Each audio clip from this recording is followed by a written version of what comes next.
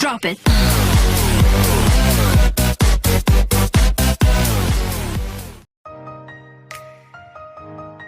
Perkenalkan, nama saya Valentia Kaulusan, NIM 1906110229 dari kelompok 2. Perkenalkan, nama saya Tiffany Christine Sapedu, NIM 190611022278 dari kelompok 2. Perkenalkan, nama saya Hawila Tabita Merari Rampengan, NIM 1906110229 dari kelompok 2. Perkenalkan, nama saya Fikir Atulangi dengan NIM 190611022281 dari kelompok 2. Pada kesempatan kali ini, kami akan mempresentasikan materi dengan judul Perilaku Aktivitas Biaya dan Perhitungan Biaya Berdasarkan Aktivitas. Konsep perilaku biaya. Perilaku biaya dapat dibedakan menjadi 3. Yang pertama biaya tetap, yang kedua biaya variabel, dan yang ketiga biaya campuran. Model perilaku biaya aktivitas dapat kita lihat bersama pada gambar berikut ini. Horizon waktu, aktivitas, penggunaan sumber daya, dan perilaku biaya. Horizon waktu sangat penting dalam menentukan perilaku biaya, karena biaya dapat berubah dari tetap ke variabel tergantung apakah keputusan terjadi dalam jangka pendek atau jangka panjang. Sumber daya disediakan dengan 2 cara, yaitu yang pertama, sumber daya fleksibel atau sumber daya yang tersedia ketika diperlukan.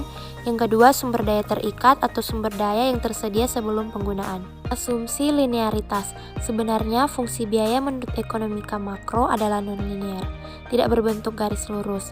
Namun dalam penerapan akuntansi manajemen, fungsi biaya dikonversi melalui hubungan linear, yakni tingkat perubahan biaya dianggap konstan di seluruh tingkatan aktivitas untuk memudahkan penafsiran biaya. Berikut ini merupakan grafik dari biaya tetap, biaya variabel, dan biaya campuran. Perilaku biaya step. Ada 2 jenis biaya step. Yang pertama, biaya variabel step, dan yang kedua, biaya tetap step. Berikut ini merupakan grafik fungsi biaya variabel step dan fungsi biaya tetap step. Perilaku biaya campuran. Sangat dimungkinkan bila aktivitas yang dilakukan perusahaan memerlukan adanya committed resource dan flexible resource secara sekaligus. Hal ini menunjukkan adanya perilaku biaya campuran. Berikut ini merupakan contohnya, Yaitu perusahaan melis sebuah mesin fotokopi dalam aktivitas pengadaan dokumen. Biaya list 2 juta rupiah dibayar tiap tahun. Untuk mengoperasikannya, perusahaan harus membayar biaya operasi rata-rata Rp60 per lembar untuk menutup biaya toner, kertas, dan pemeliharaan. Mesin fotokopi di list selama 3 tahun dan memiliki kapasitas produksi 200.000 lembar per tahun. Rp2 juta menggambarkan sumber daya yang harus disediakan di muka, dan Rp60 menggambarkan biaya perolehan sumber daya ketika digunakan. Perilaku biaya ini dapat ditunjukkan dengan persamaan Y sama dengan Rp2 juta tambah 60X. Berikutnya ada metode pemisahan biaya campuran. Ada 3 metode yang digunakan secara luas untuk memisahkan biaya campuran menjadi komponen biaya tetap dan variabel. Yang pertama, metode tinggi rendah atau high-low method. Dengan metode tinggi rendah, kita memilih terlebih dahulu 2 titik. Titik terendah dan titik tertinggi. Titik terendah menunjukkan aktivitas terendah dan titik tertinggi menunjukkan aktivitas tertinggi. Untuk mencari rumus biaya, digunakan persamaan sebagai berikut.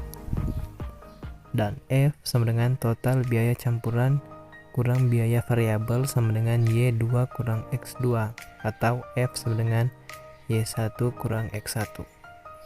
Metode tinggi rendah memiliki keunggulan. Yang pertama, objektivitas, dan yang kedua dapat mengetahui hubungan biaya dengan cepat hanya berdasarkan 2 titik data. Kelemahannya adalah jika 2 titik tertinggi atau terendah tersebut merupakan outlier, maka hubungan biaya aktivitas yang diperoleh menjadi tidak representatif. Yang kedua ada metode scatter plot. Dengan metode scatter plot, kita memplot titik data sehingga diperoleh hubungan biaya dan aktivitas. Hal ini dilakukan untuk menilai validitas hubungan linear yang diasumsikan. Kemudian dipilih titik untuk menempatkan garis terbaik pada titik-titik scatter plot, yaitu garis di mana titik-titik data lebih dekat dengan garis tersebut daripada garis lainnya. Setelah menentukan dua titik untuk membuat garis terbaik, maka rumus biaya dapat dihitung dengan persamaan yang digunakan pada saat menggunakan metode tinggi rendah. Yang ketiga ada metode kuadrat terkecil. Metode kuadrat terkecil mengidentifikasi garis terbaik dengan mengkuadratkan deviasi atau selisih antara biaya yang diprediksi dengan biaya aktual, ditunjukkan oleh jarak dari titik ke garis yang terdapat pada masing-masing titik, dan kemudian menjumlahkan deviasi yang dikuadratkan tersebut sebagai ukuran keseluruhan kedekatan. Rumus statistik yang digunakan untuk menghasilkan rumus biaya adalah seperti berikut. Reliabilitas rumus biaya. Metode kuadrat terbaik mengidentifikasi garis terbaik, namun tidak menyatakan seberapa baiknya. Semakin tinggi persentase variabilitas biaya yang diterangkan, semakin baik garisnya. Persentase ini ditunjukkan oleh koefisien determinan R2 karena koefisien itu merupakan persentase reliabilitas yang diterangkan. Maka nilainya selalu berkisar antara 0 dan 1. Semakin dekat R2 ke 1, semakin baik garisnya. Koefisien determinasi dapat diukur dengan menggunakan rumus berikut, di mana V adalah kemiringan yang dihitung dengan metode kuadrat terkecil. Ukuran alternatif untuk guidance of fit adalah koefisien korelasi, yaitu akar dari koefisien determinan korelasinya antara -1 dan +1. Regresi ganda. Satu faktor penggerak mungkin tidaklah cukup dalam menjelaskan variabilitas perilaku biaya aktivitas. Menambahkan variabel tambahan lain ke dalam persamaan mungkin dapat meningkatkan kemampuannya dalam memprediksi biaya aktivitas. Selain memberikan gambaran mengenai bagaimana biaya aktivitas dapat dikelola, hal ini dapat dilakukan dengan metode regresi berganda yang dalam aplikasi praktisnya memerlukan penggunaan komputer. Persamaan linear diperluas menjadi Y sama dengan F tambah V1 X1 tambah V2 X2. Pertimbangan manajerial. Pertimbangan manajerial dapat dilakukan secara terpisah atau digabungkan dengan metode tinggi rendah, scatter plot atau kuadrat terkecil. Manajer menggunakan pengetahuan dan pengalamannya mengenai hubungan biaya dan tingkat aktivitas untuk mengidentifikasi outliers, memahami pergeseran struktural, dan menyesuaikan parameter sebagai antisipasi atau kondisi yang berubah. Pentingnya biaya per unit. Sistem akuntansi biaya memiliki tujuan untuk pengukuran dan pembebanan biaya sehingga biaya per unit dari suatu produk dapat ditentukan. Biaya per unit digunakan untuk menilai sediaan, menentukan laba, menyediakan input untuk berbagai keputusan seperti penentuan harga, keputusan membuat atau membeli, dan menerima atau menolak pesanan khusus. Karena pentingnya, keakuratan biaya per unit menjadi suatu isu yang kritis. Secara konsep, biaya per unit atau unit cost adalah biaya total yang berhubungan dengan unit yang diproduksi dibagi dengan jumlah unit yang diproduksi. Sistem pengukuran biaya. Sistem pengukuran biaya yang umum digunakan adalah pembebanan biaya aktual dan pembebanan biaya normal. Yang pertama biaya aktual atau actual cost system, yang kedua biaya normal atau normal cost system. Predetermined rate overhead sama dengan overhead yang dianggarkan per penggunaan aktivitas yang dianggarkan. Contoh, sebuah perusahaan roda mobil memperkirakan bahwa overhead untuk tahun tersebut adalah 75 juta dan produksi yang diharapkan sebesar 150.000 unit. Maka tarif overhead sama dengan 75 juta sama dengan 500 per 150.000. Kalkulasi biaya produk tradisional. Dalam sistem biaya tradisional, hanya penggerak aktivitas tingkat unit yang digunakan untuk membebankan biaya pada produk. Penggerak aktivitas tingkat unit atau unit level activity driver adalah faktor-faktor yang menyebabkan perubahan biaya sebagai akibat perubahan unit yang diproduksi. Dengan hanya menggunakan penggerak tingkat unit, diasumsikan biaya overhead yang dikonsumsi oleh produk berkorelasi tinggi dengan jumlah unit yang diproduksi. Penggerak aktivitas berdasarkan unit membebankan biaya overhead ke produk melalui tarif pabrik secara menyeluruh maupun departemental. Penggerak tingkat unit yang biasa digunakan antara lain: yang pertama, unit yang diproduksi; kedua, jumlah jam tenaga kerja langsung; ketiga, jumlah upah tenaga kerja langsung; keempat, jumlah jam mesin; dan kelima, jumlah bahan baku. Setelah menentukan penggerak tingkat unit, langkah selanjutnya adalah memperkirakan tingkat output aktivitas yang akan diukur, yaitu melalui tingkat aktivitas yang diharapkan dan tingkat aktivitas normal. Tingkat aktivitas yang diharapkan adalah output yang diharapkan akan dicapai perusahaan di masa yang akan datang, sedangkan tingkat aktivitas normal adalah output aktivitas rata-rata yang merupakan pengalaman perusahaan dalam jangka panjang. Berikut adalah gambar 4.1 pembebanan overhead dengan tarif pabrik menyeluruh. Contoh kasus, Amanah Corporation, sebuah perusahaan telekomunikasi, memproduksi dua jenis telepon, yaitu telepon reguler dan telepon tanpa kabel. Berikut adalah data estimasi dan data aktual tahun 2006. Overhead yang dianggarkan 360 juta, aktivitas yang diharapkan dalam jam TK langsung 100.000, aktivitas aktual dalam jam TK langsung 100.000, overhead aktual 380 juta. Tarif overhead yang ditentukan terlebih dahulu sama dengan overhead yang dianggarkan per aktivitas yang diharapkan, sama dengan 360 juta per 100.000 jam TK langsung, sama dengan Rp3.600. Kalkulasi biaya per unit tarif pabrik menyeluruh. Unit yang diproduksi tanpa kabel 1.000, reguler 10.000. Biaya utama tanpa kabel 78 juta, reguler 738 juta. Jam TK langsung tanpa kabel 10.000, reguler 90.000. Biaya utama tanpa kabel 78 juta, reguler 738 juta. Biaya overhead tanpa kabel 3.600 dikali 10.000 sama dengan 36 juta. Reguler 3.600 dikali 90.000 sama dengan 324 juta. Total biaya produksi tanpa kabel 114 juta, reguler 106 juta 200 ribu rupiah. Unit produksi tanpa kabel 1000, reguler 10.000. Biaya per unit atau total biaya atau unit tanpa kabel 114.000, reguler 106.200 rupiah. Berikut ini adalah gambar dari pembebanan overhead dengan tarif departemental.